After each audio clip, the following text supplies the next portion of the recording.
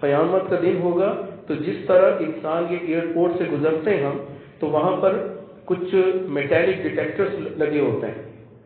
جن کے اندر سے گزرا جائے تو اگر آپ نے کوئی میٹیلک چیز آپ کے پاس موجود ہے، گھڑی ہے، کوئی چیز، تو وہ اس کی ٹون بجنے شروع ہو جاتی ہے، ہوتا ہے نا اس طرح۔ تو حدیث پاک میں آتا ہے کہ قیامت کا دن ہوگا تو ہر شخص کو اللہ اپنے سامنے سے گزروائے گا، اور یوں سمجھ لیجئے کہ ایک میٹیلک ڈیٹیکٹر کی طرح چیز ہوگی جس سے اس کا پورا اسکین ہو جائے گا کہ یہ نیکوکار ہے یا بدکار ہے۔ جو نیکوکار ہوگا پتہ چل جائے گا کہ یہ حضور کے ساتھ اس کا رشتہ قائم ہے، اور جو بدکار ہوگا پتہ چل جائے گا کہ اس کے حضور علیہ السلام کے ساتھ کوئی رشتہ نہیں ہے۔ تو جیسے ہی وہ اسکینر سے گزرے گا نا تو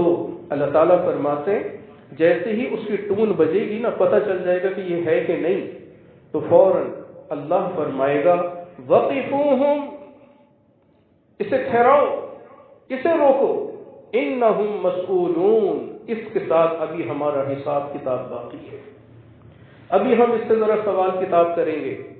جب ان کا سوالوں کا جواب دے گا تو جائے گا جنت میں، نہیں دے سکا تو جکڑ دو اس کو زنجیروں میں اور داخل کر دو جہنم میں۔ وقفوہم انہم مسئولون۔